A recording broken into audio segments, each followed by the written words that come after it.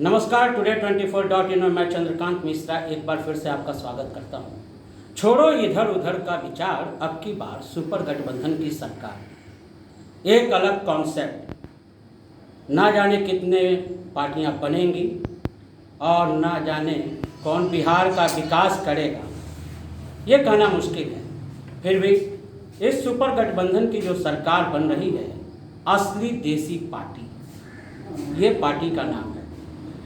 असली देसी पार्टी के राष्ट्रीय अध्यक्ष ललन यादव जी आज हम लोग के साथ हैं। आइए उनसे बातें करते हैं। चलिए, टुडे 24 को ढेर सारी शुभकामनाएं। सर, असली देसी पार्टी, ये असली लगाना क्या जरूरी था? चूंकि राजनीति फूट डालकर करती रही राज, इस बात को अब तक समझा नहीं समाज। पहले की राजनीति स्वच्छ राजनीति की जाती थी। पहले की राजनीति गरीबों की सेवा करती थी, दूसरों की भलाई करती थी। और आजकल की जो राजनीति है, साजिश भरी रणनीति चलाई जा रही है, जो देश का विषय है। और यह राजनीति इतने प्रकार से गंदी हो गई है और यह राजनीति बहुत प्रकार से मैली हो गई है, जिसको साफ करना जरूरी है। इसके लिए क्रांति का बिगुल फूंका गया है। उस क्रांति के बिगुल में सुपर गठबंधन का ऐलान हुआ है। और जहां तक असली देसी पार्टी की सच्चाई की बात आपने की कि यह असली नकलियों का भरमार है इस संसार में, नकली राजनीति करने वाले नेताओं का भरमार है और भ्रष्ट नेताओं को हटाने की दरकार है। इसीलिए आइए हम सब मिल करके भ्रष्ट नेताओं को हटाने की बारी, इस बार सुपर गठबंधन की तैयारी मजबूत तरीका से करें और बिहार को नई रफ्तार देने के लिए हर संभव प्रयास करें। सर, बिहार में चुनाव का माहौल है। दो बड़ी पार्टियां, भाजपा और राजद। राजद के युवराज ये कहते हैं रघुवंश बाबू के लिए कि एक लोटा पानी है, तो भाजपा उनको कहती है कि इसी एक लोटा पानी से उनका तर्पण हो जाएगा।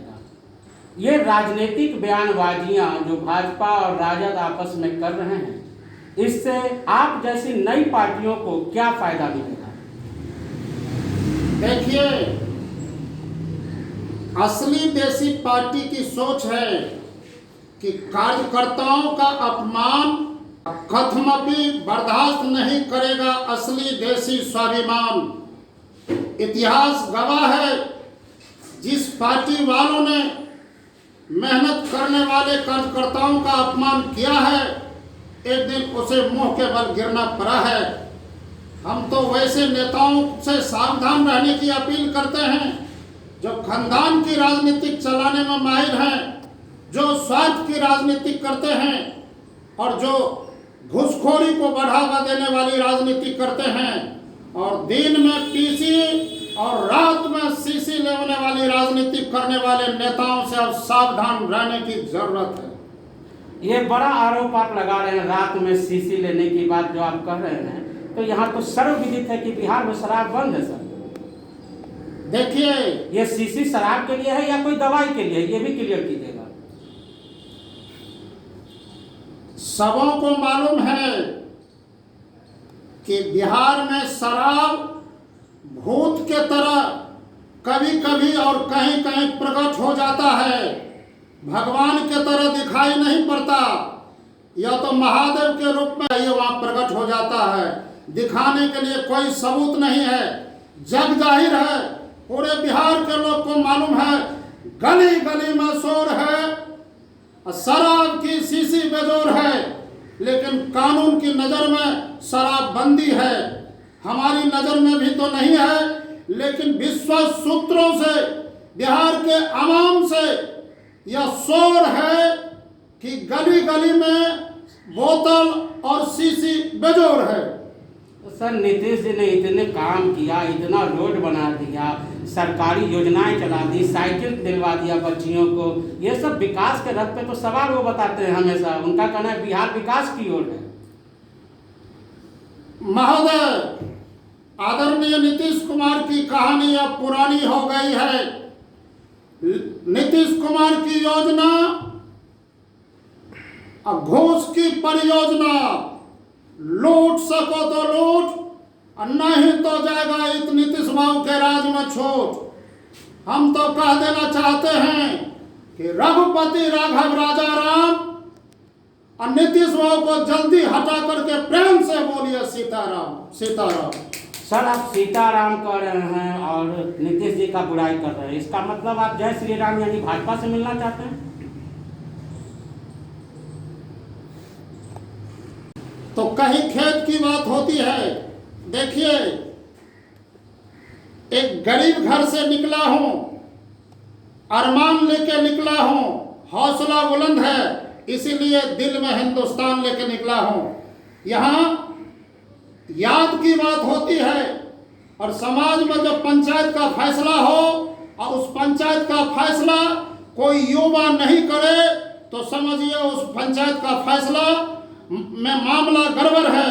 और जब उस पंचायत का फैसला कोई स्वच्छ निर्भीक और हौसला बुलंद युवा करे तो समझिए वह फैसला दूध का दूर पानी का पानी होगा। हम आदरणीय नीतीश बाबू के खामियों को प्रकट नहीं कर रहे हैं। त्राहिमाम बिहार, समस्याओं से ग्रसित बिहार, बाढ़ विभीषिकाओं से ग्रसित बिहार, बेरोजगारी से भरमार बिहार अब 15 साल प्लस 15 साल के शासन को दरकिनार करना चाहता है और बिहार एक नई छलांग लगा करके एक नई रफ्तार लगाना चाहता है। नहीं नहीं सर, मेरा सीधा सवाल है कि देखिए, अदा करेंगे जिस तरह से यह देश बदनाम हो रहा है, हम तो शॉर्टकट में ही कह देना चाहते हैं कि मंदिर मस्जिद गिरजाघर ने बांट लिया भगवान को, धरती बांटी सागर बांटा, लेकिन हे मोदी साहब अब भी छोड़ दीजिए हिंदुस्तान के इंसान को इंसान को इंसान को। सर, आपने भी बात में भगवान ही कहा है, खुदा नहीं कहा है, इससे भी कुछ लोग नाराज हो जाएंगे। खुदा खैर करे कि देशभक्तों को कोई बैर न रहे और देशभक्ति के रास्ते पर चलने वाले युवाओं की जय हो। बुद्धिजीवियों, युवाओं और छात्रों का सत्यम हो, शिवम हो और सुंदरम हो। सर, बिहार असली देसी पार्टी को क्यों चुने, अब ये बताया जाए। 15 साल का जंगल राज से परेशान बिहार, त्राहिमाम बिहार, जिस जंगल राज में शाम ढलते ही मां और बहनें अपनी इज्जत बचाने को बेचैन इंसान लोगों की दुआएं मांगती रहती थी, परिस्थितियों जंगल राज से त्रस्त बिहार मात्र छोटी सी मेहनत में नीतीश कुमार जैसे नेता की उपज दिए और यह बिहार बदनाम हुआ है। भ्रष्ट नेता तेरे लिए तेरे लिए तेरे लिए। और सर, इस भ्रष्ट सरकार में जो आप बिहार के बारे में बोल रहे हैं कि बिल्कुल ही निकम्मी रही माँ बहनों के लिए, तो इसमें 5 साल में नीतीश जी ने स्पेशल गाड़ी दिया, लेडीज स्पेशल बसें दी हैं चलने के लिए। पटना को पटनाइटिस नाम से बुलाया जाता है। महोदय, नारी को सवारी के लिए गाड़ी दे देंगे तो ये बिहार का विकास नहीं है। नारी को शिक्षित कर देंगे, स्वयं रोजगार के लिए आप तैयार कर देंगे। बिहार को विकसित बिहार बनाने हैं तो शिक्षा को मजबूत कर देंगे, सरकारी स्कूलों की शिक्षा व्यवस्था और प्रणाली को दुरुस्त कर देंगे, सरकारी अस्पतालों में चलने वाले इलाज और विधि व्यवस्था को सही कर देंगे। और जब तक शाम ढलते ही अपराधियों का जो बोलबाला हो जाता है बिहार में, यदि इन सबों पर सरकार यदि निगाहें कमजोर कर लेती है तो शासक चुस्त और दुरुस्त नहीं रह पाते हैं। हम तो कहते हैं कि इनके राज में इस तरह से बिहार बदनाम हुआ कि विद्वानों का यह बिहार, साहित्यकारों का यह बिहार, महात्मा गांधी के कर्मभूमि का यह बिहार और डॉक्टर राजेंद्र प्रसाद का यह बिहार और मजदूर बिहार के नाम से जाना जाता है। हम दोनों से सवाल करना चाहते हैं, 15 साल प्लस 15 साल शासन करने वाले दोनों सरकार से हम सवाल करना चाहते हैं कि अभी तक सुई की फैक्ट्री भी बिहार में क्यों नहीं लगी? सरकारी स्कूल में पढ़ने वाले लोग चपरासी की नौकरी करने लायक भी क्यों नहीं रह जाते हैं? सर, मजदूरों के बारे में आपने कहा, मोदी जी ने कहा है कि बिहार के मजदूर प्रवासी जो होते हैं अपने शौक से होते हैं। लाचार मजदूर, बेबस मजदूर, आधा पेट खाने वाला मजदूर, व्यवस्था से कमजोर मजदूर, आर्थिक मंदी और आर्थिक विभीषिका से कमजोर मजदूर, खाने को ललायत मजदूर एन प्रकार बिहार में रोजगार चाहता है। एक नए प्रकार के सुपर गठबंधन की सरकार चाहता है और बिहार में जो सरकारी योजनाएं चलाई जा रही है उसके खिलाफ जनमानस का गुस्सा है कि सरकारी योजनाओं में सबसे बड़ी धांधली है, चाहे हरियाली योजना के हैं, नल जल योजना के हैं, व्यापक प्रकार का भ्रष्टाचार है। इसीलिए बिहार बदनाम है, बिहार बदनाम है। यदि सरकार आ जाएगी तो इन खामियों को कितने सालों में आप समाप्त कर देंगे? खामियां तो इतनी है कि गिनती करने के लायक नहीं है। मतलब आप भी 15 साल लेंगे? सुपर गठबंधन सुपर तरीके से बिहार के हालात को सुधारने में अल्प समय में कोई कसर नहीं छोड़ेगी। हम तो कहते हैं कि 3 साल बिहार को सुधारने के लिए काफी है। बिहार में फैक्ट्रियां लगाने की जरूरत है, बिहार में कल कारखाना खोलना चाहिए, बिहार में लघु उद्योग खोलना चाहिए, बिहार में कुटीर उद्योग खोलना चाहिए और बिहार के बेरोजगारों की समस्या को बिहार में ही निदान होना चाहिए। बहुत बहुत धन्यवाद सर आपका बात करने के लिए। धन्यवाद।